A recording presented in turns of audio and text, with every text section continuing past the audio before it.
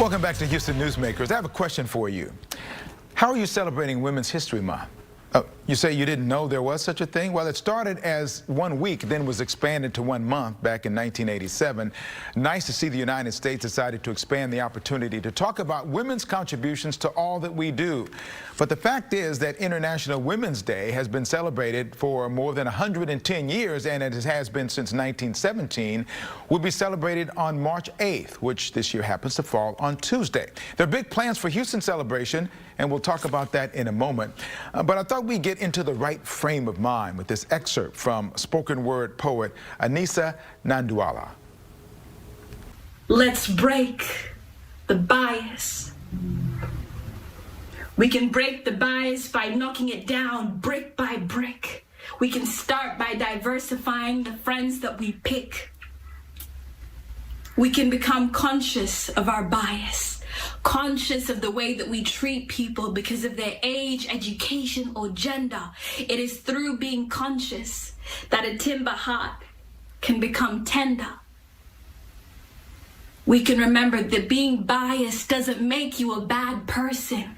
You can knock down a wall and turn it into stairs. It is through having the courage to confront your prejudice that you can show the world that you care.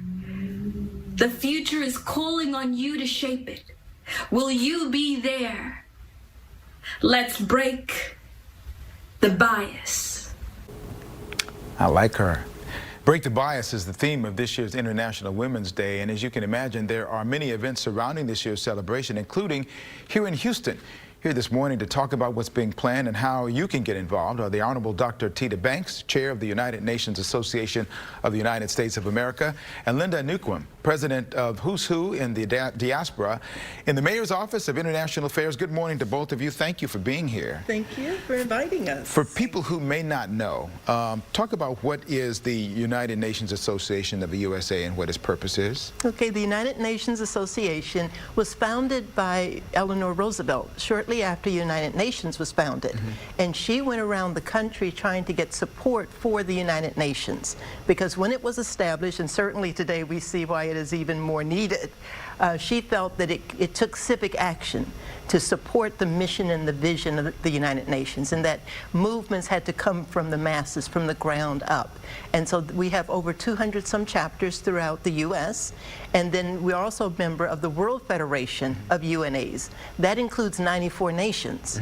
And we get together and talk about issues and move on issues that need to be addressed. And I'm sure a lot of that has to do with equality issues around the world, does it not? Yes, we talk about human rights issues, we talk about climate action. We now are working on the Sustainable Development Goals. We call them the global goals, or the SDGs, that all nations have bought into. And even the U.S. has goals and key points and achievements that we are looking to be met. But however, with the COVID-19, some of that has been set back. So we are now working to get back on track with that. And certainly in the middle of the Ukraine issue, this is more important for the UN to get involved and for the World Federation to get involved. Well, there's a lot going on. I want to let everybody get a sense of what your organization does.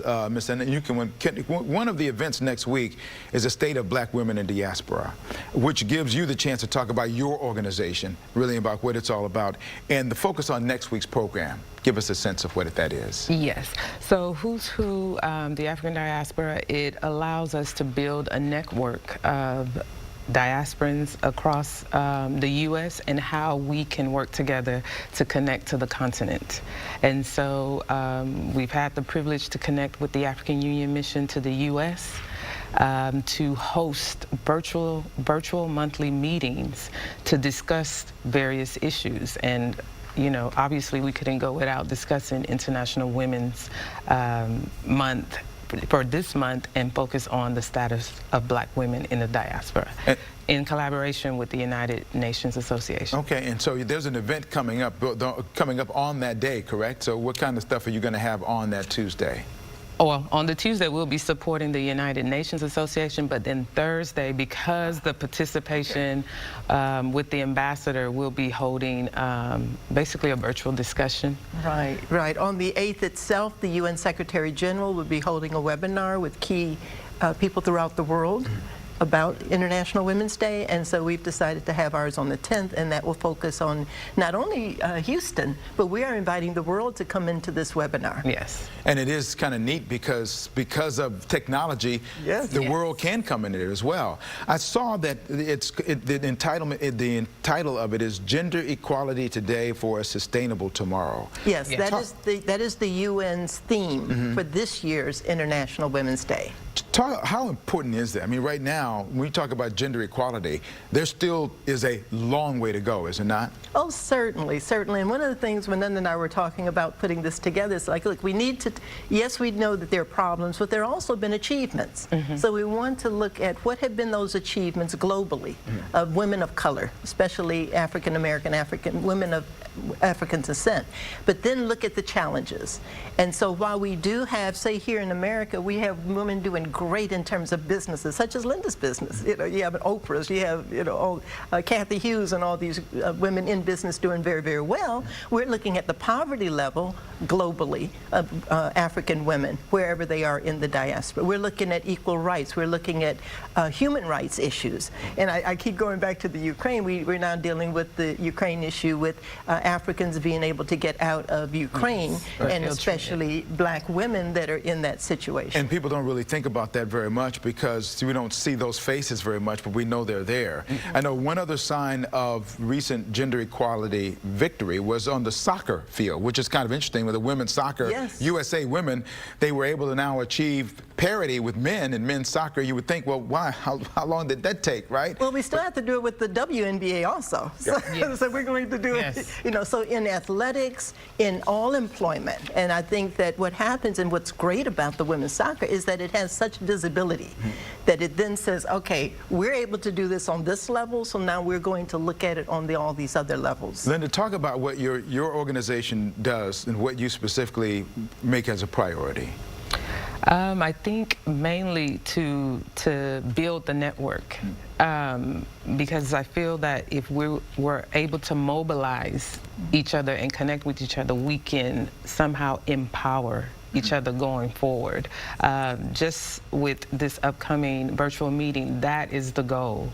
That, as she said, when we do talk about the achievements, but to highlight those challenges and how we with our different organizations can come together and execute some of the solutions that we discussed during that virtual panel. How can people get involved if they want to chime in and be a part of this event next week?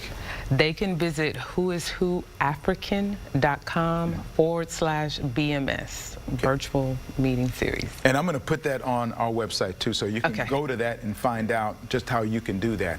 Thank you both for being here. Love this idea. It's something that needs to be done all year round, obviously. Very quickly, so quick. Sure, absolutely. We have to give our credit out to our collaborators, also the Caribbean Chamber of Commerce, and also the Texas Springs Cypress chapter of the Links Incorporated. Absolutely. Got to give those links the heads up, and the other folks. And the others. Thank you both. Thank you both for being here. Thank you.